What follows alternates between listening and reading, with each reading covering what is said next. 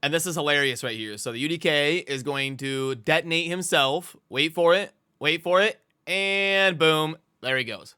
Hey, what's up? This is Chosen, and I'm having a lot of fun with this arena team that I kind of theory crafted just to have fun with, to see if I could get some value out of some champions that I've summoned on my account that I haven't used a ton. I'm going to be using King Galkabar that I was lucky enough to summon to bolster up my Sylvan Watchers Faction Wars teams, and I've got him with masteries and all of that because I'm anticipating Faction Wars.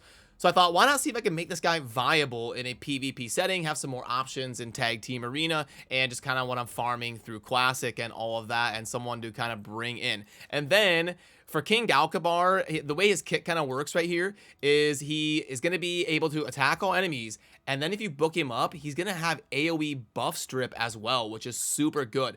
But he also places poisons and block buffs. But not only that, he's got this cool thing right here where whenever an ally under a poison attacks an ally under a shield, you're going to be detonating poisons, and that's what you saw in the intro. You can get champions to kind of blow themselves up because they keep taking all of this damage from poisons that they detonate on themselves because of King Galkabar, and he's going to constantly be placing these shields with not only his A3 right here, but also this A1 constantly popping off and placing shields where it needs to go.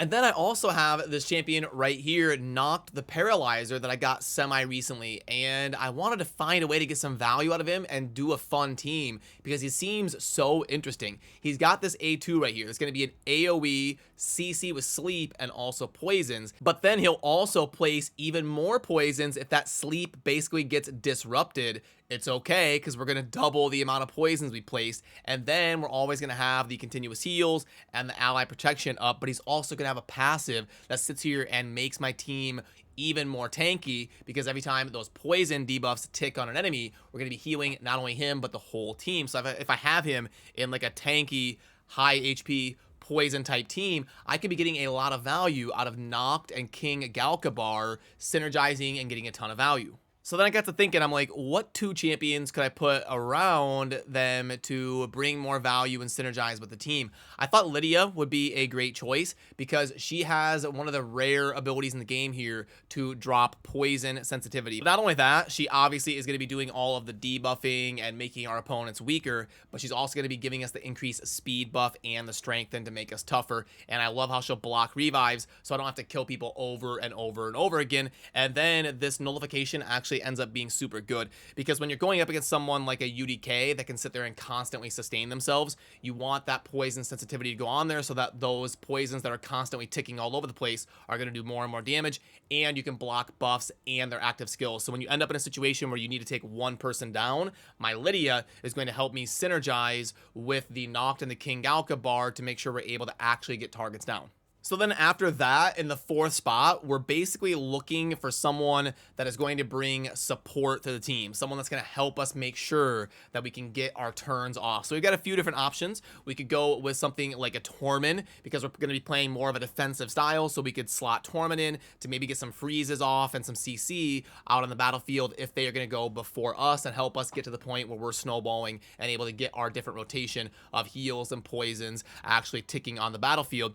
But also you can go, I'm lucky enough to have played for long enough to have some really good support options. So I could go with something like a Duchess. Obviously, I don't have to explain to you why Duchess is amazing. But ultimately, what I decided to go for was Marichka because I'm going to get the 24% speed aura. And then again, I don't have to explain to you why Marichka is good. Even if you don't have Taras, I don't have Taras to pair with her. But also because I have her built in a bolster set. So she is going to help me get to my turns because she's going to be placing a bunch of shield based on her having a bunch of HP, and she's got this A1 where she's going to be bringing a random ally to join, and that's going to mean more shields and more of those default abilities from someone like King Galkabar. And if it's Lydia that joins in on the ally attack, we've got a chance to place some CC here with a Fear and also increase the duration of the poison sensitivity debuff that will help us keep snowballing even harder. And if it's Nuke that joins in on the ally attack, he's at least going to place a decreased accuracy for 2 turns, which is actually pretty solid on the A1, and he is booked up to an 80% chance of doing that. So we've got a lot of things that are kind of fun and unique and synergizing with each other to try out in the PvP scenarios. So let's go ahead and see if we can find some, semi-difficult teams like around 225 to 300k power and showcase what's going on here. So right here we've got this is a pretty tanky defensive style team. We've got a lot going on here, and we got to fear the block revive from the Mortu Macabre. And the constant cleanses from the Mithrala over there is really gonna hurt. But we'll see if we can chew through them enough. The Peril, we've got enough shielding that the Peril did not take down our Lydia. But this one could be pretty difficult. I have a speed up and they don't. So hopefully I can snowball enough. Right there. We should be able to get the Duchess down now. We can just left click on the Duchess right there. There we go. We've got Duchess off the battlefield. Next, I'm just really scared that the Peril is going to pop off on us on these long fights. When you're going up against a Mortu Macabre, it's only a matter of time until he absolutely steamrolls you. There we go. Now that was big from the King Galkabar. I want to lock him down. I'm gonna see if I can't get the Lydia to nullify the Mortu Macabre there. There we go. We got a fear on the A1 from Lydia. Super handy. And hopefully we can keep enough of our shields up that the Peril won't absolutely pop off on us. And there we go. We should be good. Fiery Rage procced on the Mortu, but we should be fine. The poisons will take him down when it's his turn. Oh, we got the big cleanse from Mithrala. I'm in shambles. There we go. Oh, the King Galkabar. See, that ability is so huge. And there we go. Now we're good. Now we just take down the UDK. And then we just got to burst down the Mithrala. Come on, you can do it. You can do it. Join in, and there it is. So, I mean, yeah, a semi-difficult team right there. I mean, 230k power with Duchess, UDK, Mortu Macabre, and all that, and we were able to take it down the first fight that I kind of showcased. So I'm having a lot of fun trying out new things and two champions that are able to synergize a little bit here on my account that I didn't think I was going to get a whole lot of value out of. But okay, how about this one? This one's going to be difficult. We've got an almost 300k power with kind of a nuke team right here with Arbiter, Trunda, and all that good stuff. So let's see if we're able to... They weren't built in super high speed. We're able to kind of sleep and CC, but the Mithrala is just brutal. We blocked the revive right there with Lydia. We'll see if we can kind of take the Arbiter down and then just outlast them.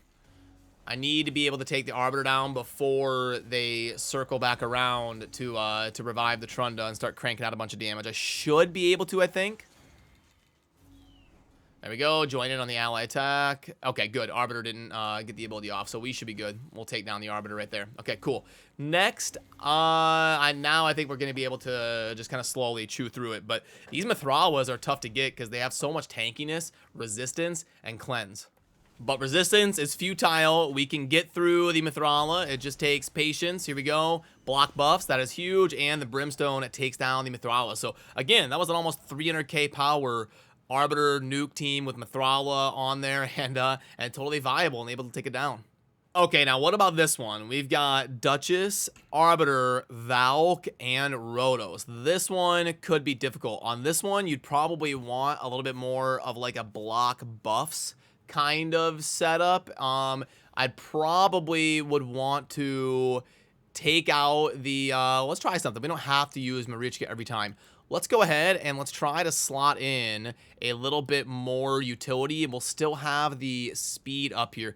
Well, actually, do I want to do this instead of Lydia? Because now I have two speed buffers, but I want the two let's go ahead and let's try this. Let's try this. So we've got a tough team here. Lots of buffs going on. Lots of block buffs, stuff like that. Lydia, Arbiter, Duchess can be pretty tough to go about. But there we go. You can see how crucial bringing the Mighty Uko to strip those buffs was.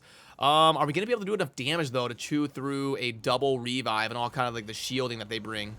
We got a lot of debuffs rolling, so that's good. We should be able to kind of slowly whittle them down so we can kill them both pretty close to each other. And then as long as we have them down to one, we can block revive with Lydia, so it should be okay.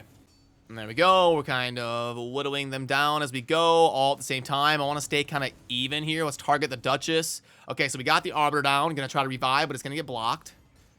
Oh, doesn't even get it off. So successful. We were able to kind of switch around and keep the duo rolling. Knocked King Galkabar. A lot of fun.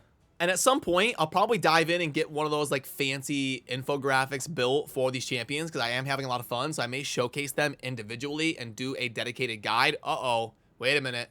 Live arena. Did not know that was coming. Did not plan for that. But we are going to take a live U-turn. And we're going to try this out in the live arena. I'm going to bring my King Galkabar and my Noct into battle. Let's do it. Okay, so what I'm going to do is kind of stick to the plan. I'll start there, and then I'll go with King Galkabar Noct. Okay, so they've got the Pythion, the Revive, the Cleanse. Let's do it. We're gonna hold the script for better or for worst. So Noct, King Galkabar, we'll start there, and they're probably gonna be going, what? Huh? Pythion is a little bit rough. Okay, so they've got the Arbiter there. Now, if I bring in Tormin, they will probably ban Tormin, but I'm going to go with a little bit of, let's see, so if I bring in Tormin, and then my 5th one, go with like a Lydia. State of the plan, we're going to use the same team. We'll do that. They're going to probably ban Tormin, and I will probably, I don't want them to have cleansers. I think I have enough tankiness to be okay. Although Arbiter is their source of... I don't want them to cleanse, though. So I'm going to ban Pythion. I feel like I can outscale long... Oh, they banned Lydia. Okay. So they're probably going to get more turns than me. A little bit unfortunate. Because they have the Arbiter to cycle through. Okay. But let's see what we can do. Going to be a tough one. I'm going to probably want to... Actually, I mean, I want to whittle down the Arbiter because I don't want them to be taking those turns constantly. They did boost, which was a little bit risky. Now this is gonna hurt. They're gonna block buffs right there. Okay. That went okay. And then let's just go ahead and auto. Let's see what happens here. Boom. There we go. I will click on the Arbiter for now. And I think we're gonna be in an okay spot here. We got a lot of debuffs on them. We already took down Baron, so their hard hitter is out. We don't have the Lydia. For the block, the Mighty Uko already revived, so I want to hold off a little bit on killing the Arbiter. The problem is with double revive, I don't know if I can keep them, at bay. They're going to be constantly getting those off. I should be all right versus a knee shock type play here, but I need to get that Uko down before they pick up Arbiter. I don't think they have it back yet. But it is close. Ooh, I'm hitting weak. Stun, that's big. Stun on the Mighty Uko is big. I should be in an okay spot. We did it. Yep, it worked. King Galkabar and Noct taking it down. What was the damage? What was the damage numbers here? Got to slide myself out of the way a little bit there. And we got Noct coming in at 90k, crushing it in the live arena. And you know what? Maybe at some point I will do a dedicated like guide, an infographic, post on the website, all that stuff. Maybe Noct and King Galkabar are worth like a dedicated guide. I really didn't do anything crazy when it came to building them. I was just trying to get like tanky, normal stuff and then letting kind of defensive battles play through and outscale people long term with the poisoning and the buff strip and the shielding and the tankiness and all of that, and just kind of trying to win a battle of attrition. So yeah, that'll do it for me on this one. Let me know down below if you've tried any fun synergies that I could maybe test out here on the channel and take a look at for myself. And if you're lucky enough to have Noct and King Galkabar, maybe give them a second look. They seem to be pretty fun champions that I had a lot of fun messing around with today. So that'll do it for me on this one. Remember to subscribe on your way out if you enjoy daily Raid Shadow Legends content. I'll see you soon in the next video. Thanks. Peace.